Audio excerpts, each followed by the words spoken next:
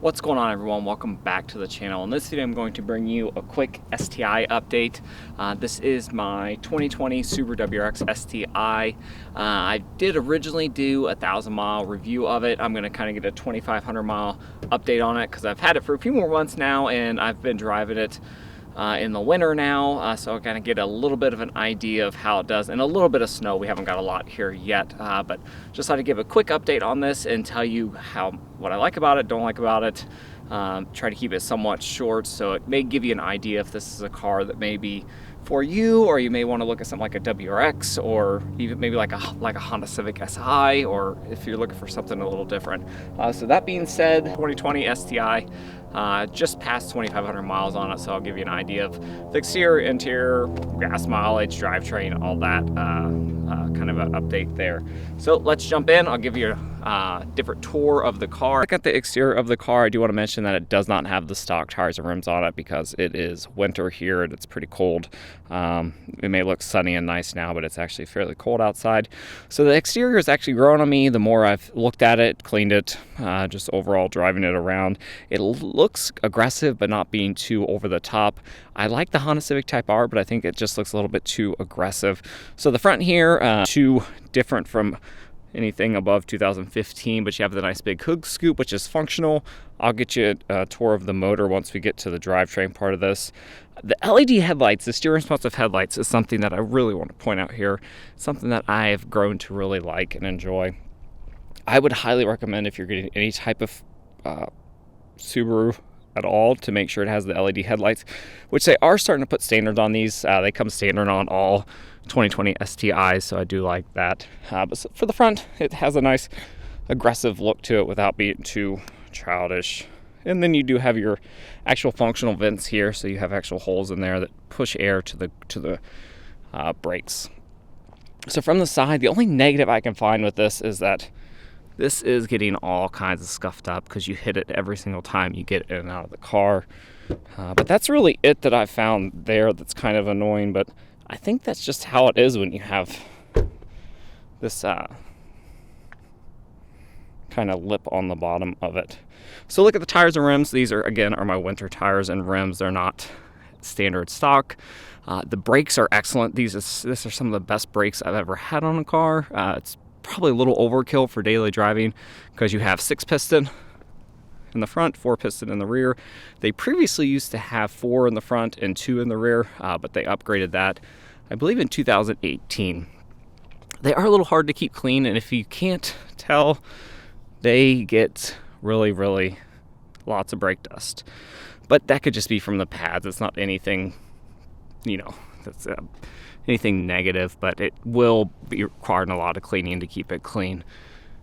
And then you have another STI logo here. I like that it has the mirrors here that fold in, so these can fold in like that. I'm pretty sure that all Foresters have that now.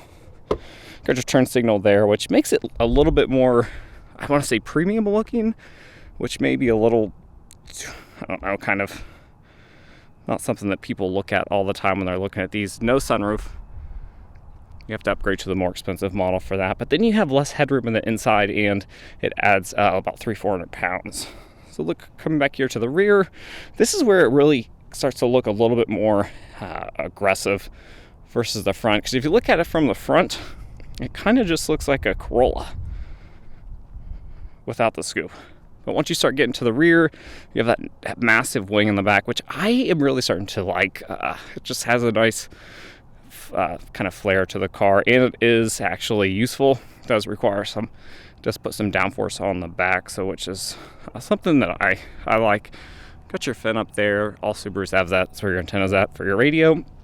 And looking at the back tires here.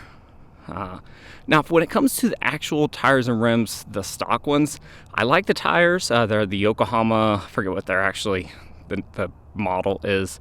Not a huge fan of the rims. I prefer the 2018, 2019 STI rims. But these focal rims that I have in the Continental Viking Contact 7 are pretty good for winter. Not the best for performance, but they do pretty good in the little amount of snow we've had here. So looking at the back, I would have liked to see these more blacked out as they are in some of the newer Outbacks, how they're blacked out instead of it being like that, but I assume they'll do that when they upgrade the model. So looking at the exhaust, you got dual exhaust. It sounds really nice. I won't do a sound test of it. You can look up other videos for that, but it has that Subaru rumble, which is something that's probably going to go away when they get the new car out. STI logo there. But the rear, the wing's the big highlight, and the dual exhaust. Quad exhaust, whatever you want to call it.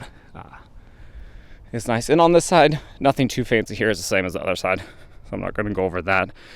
The only other small negative is you don't get any tint on the windows, which, if you can see here, we have an 8-month-old who rides in here often, so I have to get the back windows tinted soon, because at certain times of the day, it's almost impossible for him to ride back here just because of how much sun's in there. And I've put things up like shades on the mirror, and they don't seem to work, even on the back here. So I'll have to get a tint done, which will be a couple $100, at least quotes I've been getting. That's really it for the exterior. Looks nice. Not much has changed. These are pretty similar to what they used to be from 2015. I've had a few modifications. Like these vents used to be fake. I believe you used to be able to get fog lights too, but these do not come with fog lights. But honestly, you don't really need them. You have the steering responsive LED headlights, which are excellent. So looking at the inside, it's the passenger side, but this is where I think the car has its pluses and minuses. And the first thing that I'm going to mention is that this plastic, I just think, could be a softer material. That's really the only negative I have.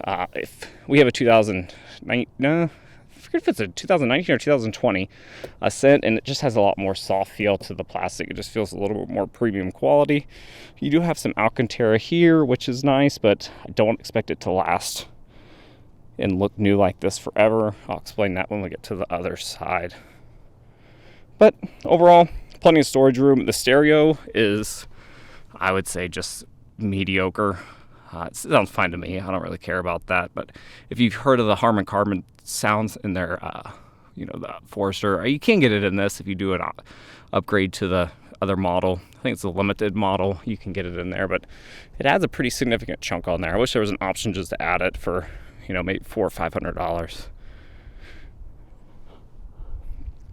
So looking at the inside, plenty of storage room here. The seats have held up pretty well.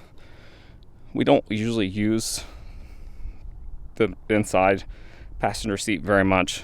This is mainly just what I drive back and forth to work. We do use this to drive around town from time to time. I did come with all-weather floor mats, but I would recommend their all-weather floor mats. They're pretty good, pretty similar to WeatherTech. Plastic here, not a huge fan of this glossiness, but that seems to be what everything's going to. If you can see here, gets a little dirty easily. But that's it for that side. 4 doors. The doors open really wide, so I have no problem getting our 8-month-old in here. There's tons of room. This is a fairly large car seat, and it fits without problem. And my wife still has plenty of room to get plenty of leg room here to get an actual inside. So if you're looking at this and you have a family and you're thinking it may not work, it actually does. You just have to do some research and make sure you get the right car seat. But this is a rather large car seat, and there's no problem with it getting in and out of there. I just put a little pad down to help keep the seats nice. The back seats are nice. You do have a cup holder. We'll go over that when we get to the other side. But for the most part, I'm pretty happy with the interior of this and the practicality. 4 doors. The doors open really wide. Tons of room in here, as you can see. There's plenty of storage room. Easily can fit 4 people in it. You got cup holders here. They don't come down because it's car seats blocking it, but even if you could probably still fit 2 more people back here. Not large people, but you could easily fit 4 people without a car seat in here, or 3 if you have a car seat. And back to the all-weather mats. Nothing too different back here. It's a door, so you got your plastic there and your Alcantara there. I'm not real sure how long this will hold up, which I'll show you on the driver's side, which has got the most of the use here. So overall, seats holding up pretty well. It's still fairly new, so I wouldn't expect it to not to. You do see a little bit of wrinkles here on the seats, but besides that, no power seats unless you upgrade to the model above this where you get the Recaro seats, but I would honestly highly recommend the base. I like the seats. They adjust easily. Haven't had any issues with that. So overall, holds up pretty well. So this is what I'm talking about with the driver's side, that kind of where I'm maybe a little worried is that this is already starting to wear there. But again, most cars are going to do that. You're going to have your minor wear and tear, but if you would have done a different material here, like some type of maybe soft touch plastic, it would probably hold up a little bit better. More gloss there. But it wipes off easily. You just keep a rag or just wipe it off on occasion. So looking at the actual steering wheel, excellent steering wheel, leather wrapped. I would just make sure you keep good some leather cleaner to help do the longevity of that, because I have seen where some of this can flake off. People have reported that at times, so make sure you just have some good cleaner for it and keep it, take care of your cars. STI logo there. They have them all over. It does have a nice center. Hopefully this isn't blowing out the audio. Try to start here so I can give you an idea. I'm really fond of the actual speedometer and the RPMs. It's easy to navigate, easy to actually go through and change things. So you can change a few things there at the top. I have to shut the door. But you can change a few things here at the top. Not a whole lot. But I do like the gauge cluster here, and it is your typical red, which is going away. Most of the newer Subarus are all blue, but you do have that. You have your gauge up here at the top, which I like. Nothing different from the old review. When it talks to gas mileage, I'm currently getting 19.8. So I've been driving 2,500 miles and I'm getting 19.8, which isn't bad. I was expecting a little worse. As the car warms up, it tends to get better gas mileage, which is pretty common. So I'm getting 19.5 out of my current take of 96 miles. On the interstate, you can easily get 21 to 25 depending on how you're driving it and how fast you're going. Around town, you get anywhere between 17 and 25 depending on, again, how you're driving it. If it's warming up, if you let it sit there and warm up. Apple CarPlay, Android Auto, 7-inch display. It could use an increase in size, maybe get the 8-inch that they have in like the Forester or the Ascent, but it works pretty well. It's pretty responsive.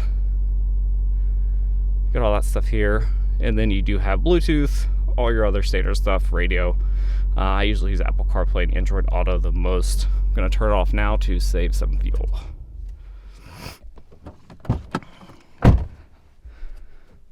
And you do have push to start, so this is the key. All Subarus are going to this, where you don't have to pay the premium to have that on. So all 2020 STIs come with push to start, and your auto door unlocks and locks. And then we get to the shifter here. Really like the shifter. It's not too short, but it's not too tall. The gears are really close together, so you're going to be shifting frequently. That's just how these things are designed. The WRX shifter shifts were a little bit longer, which was nice if I was driving like on the highway, longer commutes. I would probably look into the regular WRX if I was driving, let's say 20 to 30 miles each way to work. I drive 6 miles all back roads, so shifter doesn't bother me. The clutch, I forgot to talk about that. So you have nice brake pedals. The clutch has a really big take-up or high pickup, so it doesn't actually bite until the clutch is actually all the way almost out.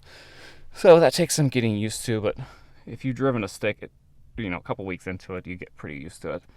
I did stall it a couple times, so it's, again, something to just get used to. Like every car has their own personality to it.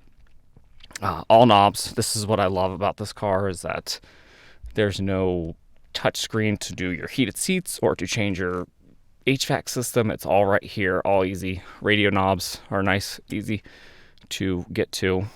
And if you get here, not a lot of storage. Like for example, my phone, I have an iPhone 10 XS Max, which I'm actually looking to downgrade to a smaller one, but it does not fit in here very easily. So it really takes some, wiggling. If I could show you, it doesn't really fit in there and lay flat. So if you, come to a hard stop, it goes flying out. That's usually why I leave it right there. Oh, you got your center differential. You have your Sport Sharp, and Intelligent. I usually leave it in sport.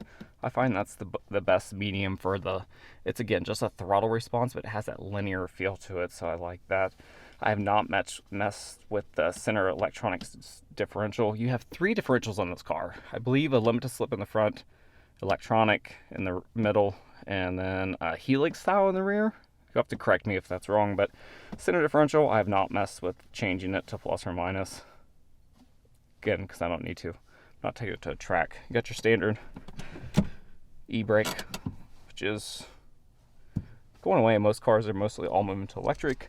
And then you have a couple cup holders here. There is not a ton of space here. So you do have that slides out and covers it. This feels really cheap. People say that that's like an upgrade over the WRX, but it feels pretty cheap. But you got your nice cup holders. Hold your phone in place because it has this little thing, which is actually for the cups, but I like that. And very, very small center console. That's where you plug in for your... Would like to see these maybe more up here. Put them in here so they're easier to plug into. Because if you do this and you shut this all the way, I could see this at some point wearing on your cable here. But I just leave it like that. It does have this where it comes up, which I think is junk, but I didn't buy this car for all the premium interior. And that's really it. Tons of visibility. So you have all kinds of visibility out of this car, which is something I really like. It's easy to see out of, very easy, lots of room. And then you do have this has the upgraded mirror with it, where you have you can open your garage doors here. These auto dim, so if you just have this on, it will dim. So if someone shines a light, big truck behind you or something, it will actually dim it. So it's that. This is one small negative, mainly because this car retails for $38,000, but this is not LED yet. It's just your standard bulbs. But that's really it. So now let's get to the drivetrain with the fun part. Talk about the transmission. Transmission is nice, solid. It has a heavy feel to it. Same with the clutch. It has a nice kind of heavy feel to the clutch. Short shifts. So if you're on the highway and you're going about 70, you're honing around about 3,000 RPMs, which is a little high. It's lower in the WRX because it's got taller gears, but you will be shifting a lot, so take that into account when you're test driving it. Really pay attention to how much you're shifting and if that's something you want or don't want. But the transmission feels solid. From everything I've read, it's a pretty bulletproof transmission, so I like that. And the all-wheel drive is excellent. It's one of the better all-wheel drives unless you start going and spending a fortune on cars. So now let's get to the actual drivetrain. Show you the motor. So I've done 2 oil changes on this. One was actually a mess up because it is one that Subaru actually did. And the reason why it was a mess up because they actually put the wrong type of oil in it. They put 0W20. This requires 5W30. But the engine's great. 2.5 liter, 310 horsepower, 300 pound-feet of torque, somewhere around there. But it feels like adequate power for this car, something that I enjoy. So that's it. That's the motor. It feels fast, plenty fast to be. Got your top mount on intercooler there. Just when you go to Subaru, make sure they put the right oil in it, because from what I've read, it's pretty common for them to put 0W20, which is what the regular WRX puts in it. So at least I'm putting 5W30 because that's what it recommends. See, that's what the manual recommends also, so that's what I've been running in it. But feels nice. All-wheel drive is excellent. That's, again, one of the things that I think is one of the better selling points of this. You really have to drive this car way too hard for it to actually lose grip. Oh, one more thing about the drivetrain. Hydraulic steering. Excellent. If you came from electric steering and you go to hydraulic, it will be difficult to go back. So not only is the steering wheel nice, but it gives you a lot of feedback. The car feels heavy because it has that hydraulic steering for it. So if you're really pushing the car around a turn, you will notice it because the car will fight back at you because it has that hydraulic steering. That's it. Fun to drive, practical, 4 doors, big brakes, fast, sounds good. Apple CarPlay, Android Auto, LED headlights. What else? Am I missing anything else? It takes premium fuel. That's kind of a negative. Gets around 20 miles per gallon, 19.8. So that's really one of the couple of only negatives that I have about the car so far. There is some cheapness on the inside, but overall, the pros I think outweigh the cons. It is expensive. Keep that in mind, and you have to put winter tires and rims on it if you live in a cold climate. That's it, guys. If you like this video, like it. Feel free to leave some comments below. I will get back to you. Thanks for watching. Have a good rest of the weekend, and I'll see you guys next time.